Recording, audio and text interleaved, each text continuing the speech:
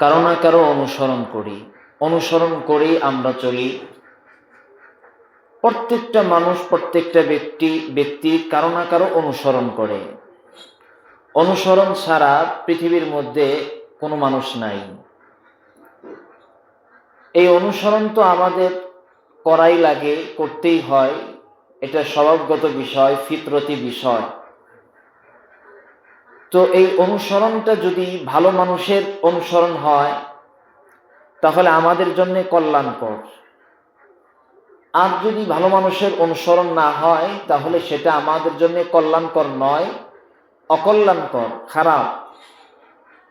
আমাদের জীবনের জন্য হুমকি, আমাদের সমাজের জন্য হুমকি, পরিবারের জন্য হুমকি, সামনের চিরস্থায়ী জগৎ, চিরস্থায়ী জীবন আখিরাত, সেটার জন্য হুমকি। যদি আমাদের অনুসরণটা ভালো মানুষের হয় তাহলে সমস্ত ক্ষতি থেকে আমরা বেঁচে যাব। যদি আমাদের অনুসরণটা খারাপ মানুষের হয় সমস্ত ক্ষতির মধ্যে আমরা পড়ব। এজন্য আমাদের উচিত অনুসরণ করা, তো ভালো মানুষের অনুসরণ করা। আল্লাহ তাআলা কোরআনুল কারীমে বলেন, ইয়া আইয়ুহাল্লাযীনা আমানুত্তাকুল্লাহ,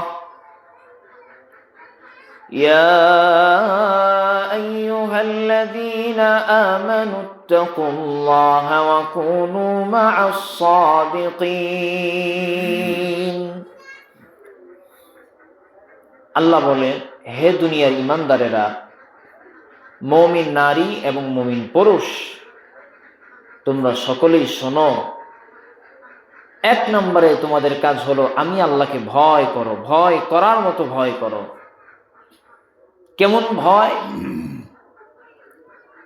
মা বাবার সামনে সন্তান যদি ভদ্র হয় অপরাধ করার সাহস পায় না। বাঘের সামনে মানুষ কেমন একটা ভয় থাকে যে বাঁচতে হবে, বাঘ থেকে আমাকে বাঁচতে হবে।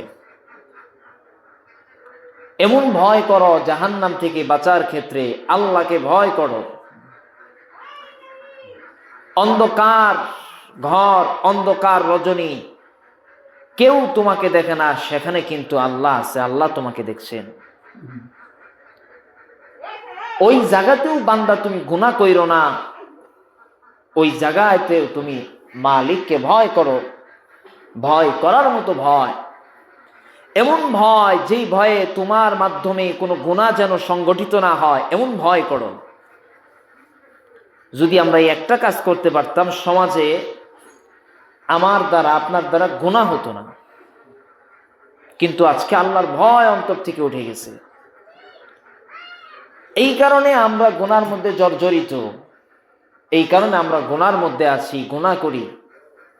একটিবারও চিন্তা করি না আমার মালিক আমাকে দেখতেছেন, আমার রব আমাকে দেখতেছেন। আমি এমন গুনাহ করি যেই গুনাহ আমার মার সামনে যদি আসে, আমার বাবার সামনে যদি আসে, আমার সহপাঠীদের সামনে যদি আসে, আমার শিক্ষক, আমার মুরব্বীর সামনে যদি আসে, তাহলে আমি তার কাছে কালারিং হয়ে যাব, ভালো আর থাকবো না। এতটুকু ভয় অন্তরে আছে, এজন্য কাউকে দেখায় না, গোপনে গুনাহ করে। অথচ বান্দা যদি তার মালিককে ভয় করত, ওর দ্বারা কোনো গুনাহ সংগঠিত হইতো না, বরং এর কারণে তার আরো ফায়দা হতো, উপকার হতো। এজন্য ভয় করা তো এমন ভয় করা যেখানে গুনাহ আমার দ্বারা যেন সংগঠিত না হয়, ভয় করার মতো ভয় করা। বাঘ দেখলে যেমন বাঁচার জন্য চেষ্টা করি, এরকম মনে করতে হবে গুনাহ থেকে, জাহান্নাম থেকে আমাকে বাঁচতে হবে। এজন্য আল্লাহ বললেন, ইয়া আইয়ুহাল্লাযীনা আমানুত্তাকুল্লাহ, হে ঈমানদারেরা, ঈমানদারের দল, মুমিনের দল, তোমরা আল্লাহকে ভয় করো। সাথে আরেকটা কাজ করবা, ওয়া কুনু মা'আস সাদিকিন, যারা নেককার আছে, ভালো বান্দা আছে, সৎ লোক আছে, তাদের সঙ্গী হও। খারাপ লোকদের সাথে যাও না। মদখোরের সাথে যদি তুমি বন্ধুত্ব গ্রহণ করো তাহলে তুমি মদখোর হবা, এতে কোনো সন্দেহ নাই। জিনাখোরের সাথে যদি তুমি তোমার সম্পর্ক গড়ো তাহলে তুমিও জিনাখোর হবা। খারাপ মানুষের সাথে সম্পর্ক করলে খারাপ মানুষ হবে, এতে কোনো সন্দেহ নাই। আতরের দোকানে গেলে আতরের ঘ্রাণ পাওয়া যায়, না লাগাইলেও আতরের ঘ্রাণ পাওয়া যায়, কিন্তু মদের দোকানে গেলে আতরের ঘ্রাণ পাওয়া যাবে না, মদের ঘ্রাণই আসবে। এটাই বাস্তব, এটাই বাস্তব। আমরা যদি ভালো মানুষের অনুসরণ করি তবে ভালো হব, আর যদি খারাপ মানুষের অনুসরণ করি তবে খারাপ হব। এজন্যে আমাদের ভালো মানুষের অনুসরণ করতে হবে। তবে আমাদের সমাজ এরকম একটা সমাজে পরিণত হয়েছে, গোটা সমাজ এরকম একটা সমাজে পরিণত হয়েছে, এই সমাজে ভালো মানুষের খুব অভাব। আল্লাহ কোরআনে বলছেন, কলিলাম মা তুমিনুন কলিলাম মা তাযাক্কারুন কলিলাম মা তাশকুরুন। ইমানদার বান্দা অল্প থাকবে, বেশি থাকবে না। আল্লাহকে স্মরণ করনেওয়ালা, জিকির করনেওয়ালা কম থাকবে, বেশি থাকবে না।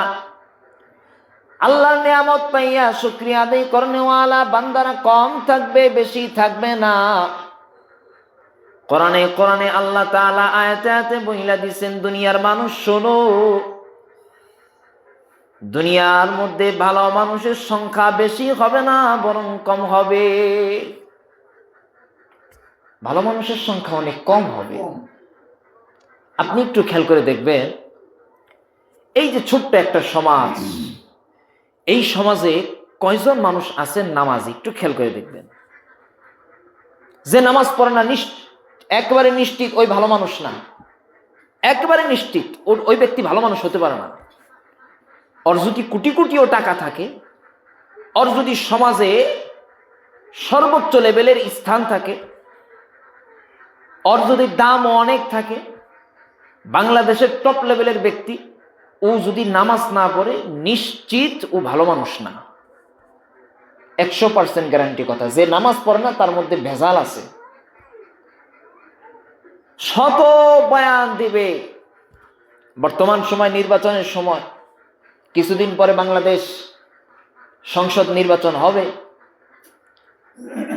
অনেক নেতারা যারা জীবনে কোনোদিন টুপি মাথায় দেয় নাই, ওরা এখন টুপি কিনা টুপি মাথায় দিতেছে। পাঞ্জাবি জীবনে কোনোদিন পরে নাই, পাঞ্জাবির বিরোধিতা করছে, টুপিরও বিরোধিতা করছে, আর এখন পাঞ্জাবিও পড়ছে, টুপিও পড়ছে।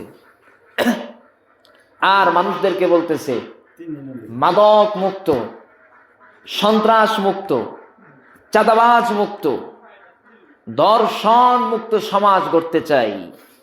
অথচ ওর মধ্যে এই সমস্ত কুসিফাতগুলো বিদ্যমান। চাঁদাবাজের লিস্টিতে ওই ব্যক্তির নাম সর্বপ্রথম আসবে, আপনি খেয়াল করে দেখেন। দর্শনের লিস্টিতে ওই ব্যক্তির নাম সর্বপ্রথম আসবে, চুরির লিস্টিতে ওই ব্যক্তির নাম সর্বপ্রথম আসবে। কিন্তু নির্বাচনের সময় আসছে টুপি মাথায় দিয়া, দাড়ি কিন্তু মুখে নাই, ওইটা রাহান যাইব না। টুপি মাথায় দিয়া, পাঞ্জাবি পইরা, প্যান একখান পইরা, টাকনোর নিচে প্যান পইরা, নামাজের কোনো তোয়াক্কা নাই, প্রস্রাব করে পানি লইছে, নাপাক নাপাক, কোনো খেয়াল নাই।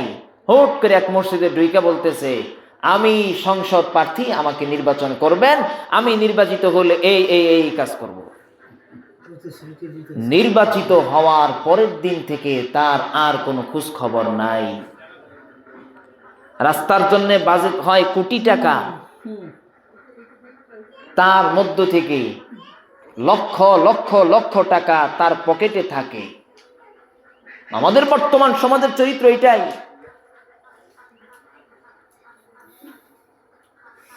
যদি আমরা সেই পূর্বের নিয়ম নীতি, পূর্বের কালচারকে বাদ না দিতে পারি, তাহলে আমাদের জীবনের পরিবর্তন হবে না, আমরা সফলতা পাবো না। আমাদের একটা মিশন হওয়া দরকার যে সফলতা অর্জন করব। আগামীর বাংলাদেশ আমরা গড়ব ইনসাফের বাংলাদেশ, ন্যায়ের বাংলাদেশ। আল্লাহ আমাদের বুঝার তৌফিক দান করুন। তো বলতেছিলাম অনুসরণের কথা। অনুসরণ তো একজন রাজনৈতিক ব্যক্তিও যদি ভালো মানুষের অনুসরণ করে, সে কিন্তু পারে বাংলাদেশকে পরিবর্তন করতে, তার ওয়ার্ডকে পরিবর্তন করতে পারে, তার নির্বাচনী এলাকাগুলোকে সে পরিবর্তন করতে পারে। কিন্তু এক নম্বরে তার মনের সৎ সাহস নাই। মনের সৎ সাহস থাকলেও অনেক সময় এরকম হয়ে দাঁড়ায়, উপর থেকে তাকে বাধা দেয়, না এখানে সৎ কাজ করা যাবে না। আমাদের বাংলাদেশের পরিস্থিতি হলো এরকম।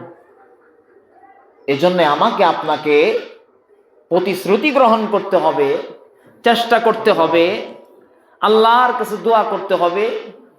আমরা আমাদের জীবনকে পরিবর্তন করব, সমাজকে পরিবর্তন করব, দেশকে পরিবর্তন করব। ভালো মানুষের অনুসরণ করে এই সমস্ত ভালো কাজগুলো করব। আজকে ভালো মানুষের বড় অভাব, ভালো মানুষ নাই দুনিয়াতে। এজন্য আমাদের ভালো মানুষ খুঁজতে হবে,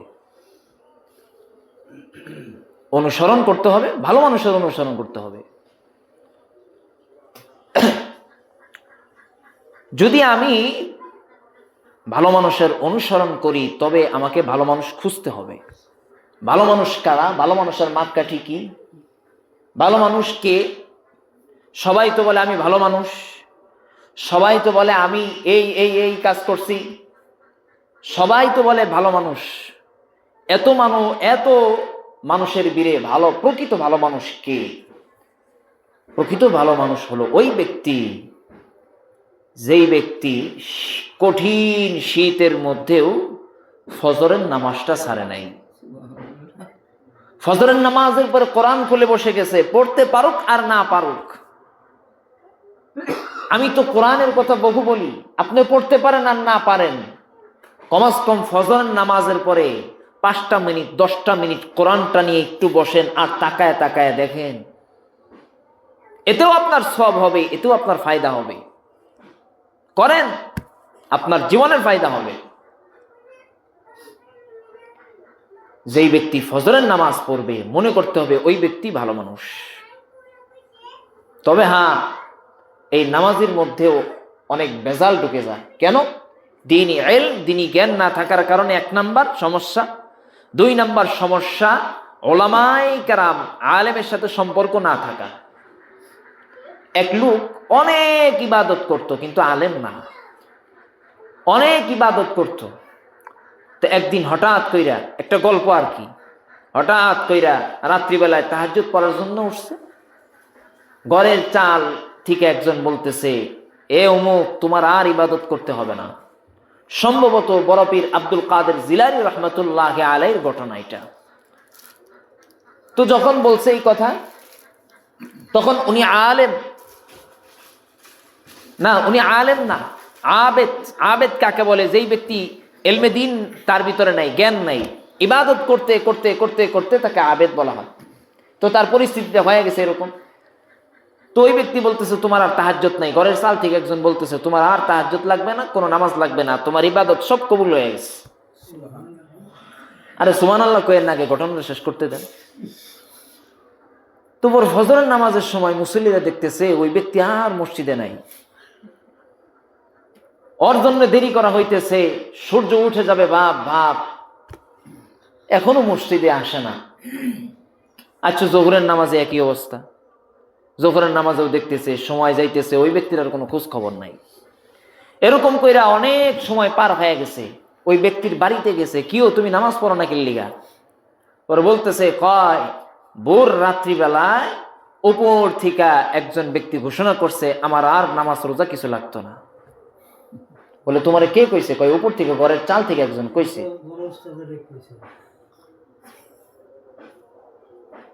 উপর থেকে চাল থেকে একজন কইছে।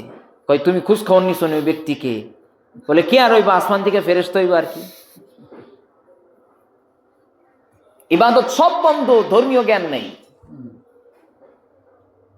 আর আমাদের তো বয়স হয়ে গেছে, ধর্মীয় জ্ঞান পরিপূর্ণভাবে শিখার সুযোগ নেই। তবে যতটুকু শিখার অতটুকু শিখতে হবে। এক নম্বরে কাজ। 2 নম্বরে কাজ হলো আলেমের সোহবতে থাকতে হবে। আশেপাশে অনেক মসজিদ আছে, বড় বড় আলেম আছে, মাদ্রাসা আছে, হক্কানি মাদ্রাসা আছে, ভালো মাদ্রাসা আছে। তাদের সাথে আপনার একটা সম্পর্ক কায়েম করেন, দেখবেন আপনার জীবন পরিবর্তন হবে। আপনি ভালো মানুষের অনুসরণ করতে পারবেন। দুনিয়ার মধ্যে ভালো মানুষের অনুসরণ করা লাগবে। আল্লাহ তাআলা আইয়ামে জাহিলিয়াত, বর্বরতার যুগ, কঠিন পরিস্থিতি, যেই সময় জীবন্ত সন্তানকে কবর দিত, এরকম একটা কঠিন পরিস্থিতি ছিল। ভালো মানুষের খুব অভাব ছিল, ভালো মানুষ ছিল না পৃথিবীতে। ওই সময় আল্লাহ তাআলা এই জমিনে একজন ভালো মানুষ পাঠাইলেন, সর্বোত্তম মানুষ। লাকাদ জাআকুম রাসূলুম মিন আনফুসিকুম, তোমাদের মধ্য থেকে তোমাদের জন্য একজন ব্যক্তিকে রাসূল হিসেবে পাঠাইলাম। ইনি তোমাদের মধ্যে সর্বোত্তম মানুষ, সব থেকে ভালো মানুষ, সর্বোত্তম মানুষ। এর থেকে ভালো মানুষ আর হয় না। লাকাদ কানা লাকুম ফি রাসূলিল্লাহি উসওয়াতুন হাসানাহ লিমান কানা ইয়ারজুল্লাহ ওয়াল ইয়াউমাল আখির ওয়া যাকারাল্লাহা কাসীরা। সর্বোত্তম মানুষ তোমাদের মাঝে পাঠাইলাম, অতএব তোমরা তার অনুসরণ করো। আল্লাহ তাআলা সূরা আহজাবে বলেন, হে দুনিয়ার মানুষ, তোমাদের জন্যে, তোমাদের মধ্যে যারা আখিরাতকে বিশ্বাস করে, লিমান কানা ইয়ারজুল্লাহ, তোমাদের মধ্যে যারা আখিরাতের প্রতি বিশ্বাস স্থাপন করে এবং যারা আল্লাহর স্মরণ করে, আখিরাত দিবসের প্রতি ভালো কিছু আশা রাখে, আল্লাহর স্মরণ করে, এই 2টা সিফাত, আখিরাতে ভালো কিছুর আশা, আর একটা হলো আল্লাহর স্মরণ বেশি বেশি করা। মুমিনের সিফাত, ইন্নামাল মুমিনুনা আল্লাযীনা ইযা যুকিরাল্লাহ ইয়া আইয়ুহাল্লাযীনা আমানু যকুরুল্লাহা যিকরান কাসীরা। মুমিনের সিফাত তো বেশি বেশি আল্লাহর জিকির করবে, আল্লাহর স্মরণ করবে। বসে রয়েছে, আল্লাহ আল্লাহ জিকির করবে, সুবহানাল্লাহ বলবে, আলহামদুলিল্লাহ বলবে, বেশি সময় লাগে না। 1 নম্বরে আখিরাত দিবসের প্রতি যারা ভালো কিছু আশা রাখে। 2 নম্বরে যারা আল্লাহর স্মরণ করে, লিমান কানা ইয়ারজুল্লাহ ওয়াল ইয়াউমাল আখির ওয়া যাকারাল্লাহা কাসীরা। এই 2 শ্রেণীর জন্য লাকাদ কানা লাকুম ফি রাসূলিল্লাহ, উত্তম আদর্শ রয়েছে তোমাদের রাসূলের মাঝে। সুবহানাল্লাহ, উত্তম আদর্শ রয়েছে তোমাদের রাসূলের মাঝে। সেই উত্তম আদর্শকে তোমরা গ্রহণ করো। যদি তোমরা সেই উত্তম আদর্শকে গ্রহণ করতে পারো, তবে তোমরা লাইনচ্যুত হবে না, পথভ্রষ্ট হবে না। প্রত্যেকটা ক্ষেত্রে রাসূলের আদর্শ আছে। মাথার চুল থেকে শুরু করে জুতা পর্যন্ত, পায়ের জুতা পর্যন্ত, প্রত্যেকটা ক্ষেত্রে রাসূলের আদর্শ আছে। রাষ্ট্রীয় জীবন বলেন, রাজনৈতিক জীবন বলেন, সামাজিক জীবন বলেন, পারিবারিক জীবন বলেন, সাংসারিক জীবন বলেন, প্রত্যেকটা ক্ষেত্রে রাসূলের আদর্শ আছে। রাসূল রাষ্ট্র পরিচালনা করে গেছেন, রাসূল রাষ্ট্র পরিচালনা করছেন, রাসূল শিখায় গেছেন কিভাবে রাষ্ট্র পরিচালনা করতে হবে, সেখান থেকে গ্রহণ করে। রাসূল পরিবার চালায় গেছেন। রাসূলের 9টা স্ত্রী ছিল জীবদ্দশায়, 9 জন স্ত্রীর হক আদায় করছেন। আমাদের জন্য 4টা করার অনুমতি আছে। স্ত্রীর হক কিভাবে আদায় করতে হয় আল্লাহ রাসূল শিখায় গেছেন। সন্তানের হক কিভাবে আদায় করতে হয় আল্লাহ রাসূল শিখায় গেছেন। ভাইয়ের হক কিভাবে আদায় করতে হয়, মাতা পিতার হক কিভাবে আদায় করতে হয়, উস্তাদ ছাত্রের হক কিভাবে আদায় করবে, ছাত্র উস্তাদের হক কিভাবে আদায় করবে, আত্মীয় স্বজনের হক কিভাবে আদায় করবে, সমাজ কিভাবে চালাবে, রাষ্ট্র কিভাবে চালাবে, সব কিছুর মধ্যে রাসূলের আদর্শ আছে। রসুলের আদর্শের মধ্যে বড় উপকার, অনেক ফায়দা, অনেক ফায়দা, দুনিয়াবি অনেক ফায়দা আছে। এজন্য রসুলের আদর্শ আমাদের গ্রহণ করতে হবে। আল্লাহ রসুলের আদর্শ গ্রহণ করা ছাড়া ভালো কিছু আশা করা যায় না। আল্লাহ রসুলের আদর্শ আমাদের গ্রহণ করতে হবে। আল্লাহ রসুল সাল্লাল্লাহু আলাইহি ওয়াসাল্লাম হাদিসে মোবারক ইরশাদ করেন, যদি তোমরা আল্লাহ রসুলের আদর্শকে গ্রহণ করো, আল্লাহ রসুলের আদর্শের নাম হলো সুন্নাত। জোরে বলেন কি? সুন্নাত। আল্লাহ রসুলের আদর্শ হলো সুন্নাত। আল্লাহ রসুলের রীতি নীতির নাম হলো সুন্নাত। এই রীতি নীতি সুন্নতকে যদি আপনি গ্রহণ করেন, আল্লাহ রসুল বলেন, মান আহইয়া সুন্নতি, যেই ব্যক্তি আমার সুন্নতকে জীবিত করলো, মান আহাব্বা সুন্নতি, যেই ব্যক্তি আমার সুন্নতকে মোহাব্বত করলো। আপনারা বেশিরভাগ সময়ে এই ওয়াজটা শুনবেন, মান আহাব্বা সুন্নতি, আমার সুন্নতকে মোহাব্বত করলো। মোহাব্বত করা মানে হইল সুন্নতটারে আমল করা। কি করা? সুন্নতটারে আমল করা। মোহাব্বত করা মানেই হলো তা আমল করা। আপনি যদি কাউরে মোহাব্বত করেন তো তার একটা রীতিনীতি আপনি অনুসরণ করবেন না, পালন করবেন না। মোহাব্বত মানেই তো হলো আমল করা। মান আহইয়া সুন্নতি ফাকাদ আহাব্বানি, যেই ব্যক্তি আমার সুন্নতরে অনুসরণ করলো ওই ব্যক্তি আমি নবীকেই ভালোবাসলো। সুবহানাল্লাহ। ওয়া মান আহাব্বানি কানা মাই ফিল জান্নাহ, রাসূল বলেন যেই ব্যক্তি আমি নবীকে ভালোবাসলো ওই ব্যক্তির পুরস্কার হলো আমার সাথে ওই ব্যক্তি জান্নাতে থাকবে। সুবহানাল্লাহ। আমার নবীর সাথে জান্নাত, এর থেকে বড় পুরস্কার আর কি চাই? শর্ত একটাই, আল্লাহ রসুলের সুন্নাতকে মানতে হবে, আল্লাহ রসুলের সুন্নাতকে অনুসরণ করতে হবে, আল্লাহ রসুলের রীতি নীতিকে অনুসরণ করতে হবে, আল্লাহ রসুলের আদর্শকে গ্রহণ করতে হবে। আল্লাহ রসুলের আদর্শ আমাদের গ্রহণ করা ছাড়া সফলতার আর কোনো পথ নাই, আর কোনো পথ নেই। এই একটাই পথ, আল্লাহ রসুলের আদর্শ গ্রহণ করতেই হবে, করতেই হবে। আফসোসের বিষয় লাগে কি জানেন? মাথায় টুপিও আছে, মুখে দাড়িও আছে, অল টাইম গায়ে লম্বা জামাও পরে, দলের নামও থাকে ইসলাম। এরা আল্লাহ রসুলের সুন্নতের বিরোধিতা করে। আমাদের বাংলাদেশে বড় একটা এইরকম দল আছে, এদের যিনি প্রতিষ্ঠাতা ভারতে, লোকটার বাড়ি হলো ভারতে। ওই লোকটা বলে আল্লাহ রসুলের সুন্নাত পালন করা এটা বেদাতের নামান্তর। নাউজুবিল্লাহ কইতেন? বেদাতের নামান্তর। মনে রাখবেন, ফাসিক, ফুজ্জার, লম্পট, দুশ্চরিত্র ব্যক্তিকে যদি নির্বাচিত করেন আপনারা, তাহলে সমাজ যেই রকম ভাবে ধ্বংসের মুখে পড়বে, এই বদ আকীদার লোকগুলোকে আপনারা নির্বাচিত কইরা এই একই কায়দায় আপনাদের অবস্থাটা একই রকম হবে। কারণ ও তো সংসদে গিয়া, রাষ্ট্রে গিয়া ও তো সুন্নতের বিরোধিতা করবে, ও তো আল্লাহ রসুলের সুন্নতকে জীবিত করবে না, আর গান শোনাবে, ন্যায় ইনসাফের কথা বলবে। এদের অনেক লোক দেখবেন পূজা মণ্ডপে গিয়া পূজার গীত গায়, ইমান আছে না গেছে ওইটার কোনো খোঁজ খবর নেই। দরকার হইল ক্ষমতা, ক্ষমতা, ক্ষমতা, ক্ষমতা।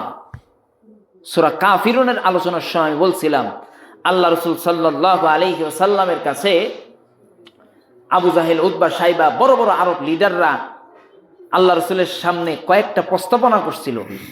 এক নম্বরে ক্ষমতা, একটা লোক করছিল, একটা প্রস্তাবনা ছিল ক্ষমতা, আপনার পুরা আরবের লিডার বানাবো, আপনি যা কইবেন তাই, আপনার প্রধান বানাবো।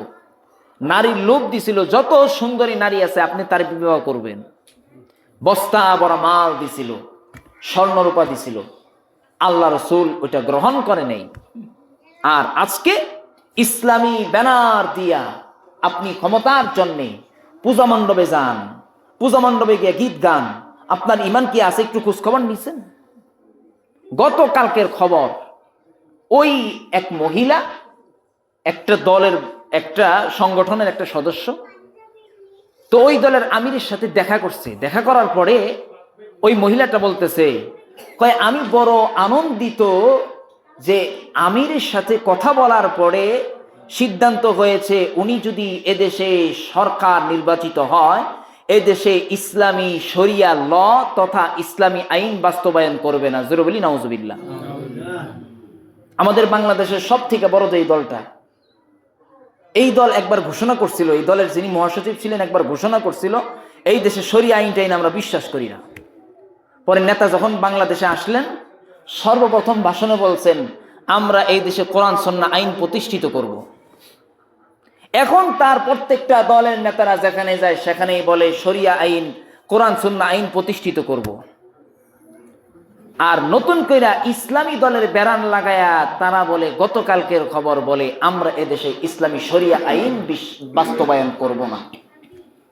কথাটা বাস্তব। তারা এই জন্যই বাংলাদেশে রাজনীতি করে, ক্ষমতা চায় তারা, অথচ ইসলামী নাম। এবার আপনি খুব হুঁশিয়ার, কাকে ভোট দিবেন, কাকে নির্বাচন করবেন। যেই ব্যক্তি আল্লাহর আইনের বিরুদ্ধে কথা বলে আপনি তাকে নির্বাচন করবেন। যেই ব্যক্তি আল্লাহর হুকুমতকে মানে না তাকে আপনি নির্বাচিত করবেন। যেই ব্যক্তি কোরআনের বিরুদ্ধে কথা বলে, কোরআনে আইন মানে না তাকে আপনি নির্বাচিত করবেন। যেই ব্যক্তি আল্লাহ রসুলের সুন্নতকে বেদাত বলে অভিহিত করবে তাদেরকে আপনি নির্বাচিত করবেন। সিদ্ধান্ত আপনার। মার্কাটা খুব সুন্দর মার্কা, ওজন মাপে, ওজন মাপে, ওজন ওজন। সব শয়তানি এটার মধ্যে, সব শয়তানি এটার মধ্যে। ওদের দাড়িরও কোনো লেবাস স্রোত নেই। ওদের যে প্রতিষ্ঠাতা, ওই প্রতিষ্ঠাতা দাড়ির ব্যাপারে বলছেন কোরআন সুন্নাহয় দাড়ির কথা আসছে, কিন্তু কতটুকু দাড়ি রাখবে ওটার কোনো নির্দিষ্ট রোডম্যাপ নাই। রোডম্যাপ তো কোরআনে নাই, হাদিসে তো আছে। আল্লাহ রসুল তো বইলা গেছেন, আল্লাহ রসুল আমানত তো কইরা গেছেন। তুমি তো অন্ধ, তুমি তো চোখে কিছুই দেখো না। ওদের দলের যিনি প্রধান সৈয়দ আবুল আলা মাউদুদি, এই সৈয়দ আবুল আলা মাউদুদি ইসলাম সম্পর্কে যেই সমস্ত কুরুচি বক্তব্য দিছে, কোরআন সম্পর্কে কুরুচি বক্তব্য দিছে, নামাজ রোজা সম্পর্কে কুরুচিপূর্ণ বক্তব্য দিছে, দাড়ি নিয়ে বক্তব্য দিছে, আল্লাহ রসুলের যে সাহাবাই কেরামকে নিয়ে বক্তব্য দিছে, এত এত বক্তব্য দিছে। উলামায়ে কেরাম আহলে সুন্নাত ওয়াল জামাআত এক কথাই ঘোষণা করেছে এরা ভালো দল না, এরা হলো পথভ্রষ্ট বাতিল ফেরকা। পানির মধ্যে বিষ মিশায় দিলে যেই রকম বোঝা যায় না, এরাও হলো এইরকম আমাদের সমাজে বিষ ঢুকায় দিছে, আমরা তাদেরকে চিনতেও পারি না। আজকে খুব হুঁশিয়ার থাকতে হবে কাকে আপনি নির্বাচন করবেন, কাকে আপনি নির্বাচন করবেন। ভালো মানুষের অনুসরণ করা লাগবে। আর ভালো মানুষ হলেন, পৃথিবীর সর্বশ্রেষ্ঠ ভালো মানুষ হলেন রাসূল করিম সাল্লাল্লাহু আলাইহি ওয়াসাল্লাম। আর রাসূল সাল্লাল্লাহু আলাইহি ওয়াসাল্লামের আদর্শ যারা গ্রহণ করেছে তারাই হলো প্রকৃত ভালো মানুষ। আর যারা রাসূলুল্লাহ সাল্লাল্লাহু আলাইহি ওয়াসাল্লামের আদর্শকে বাস্তবায়ন করে না, মানে না, আল্লাহ রাসূলের আদর্শ নিয়ে কুরুচিপূর্ণ বক্তব্য দেয়, তারা কখনো ভালো মানুষ হতে পারে না। আল্লাহ তাআলা আমাদের সবাইকে সঠিকভাবে বুঝার এবং আমল করার তৌফিক দান করুক। জোরে বলি আমিন। ওয়া আখির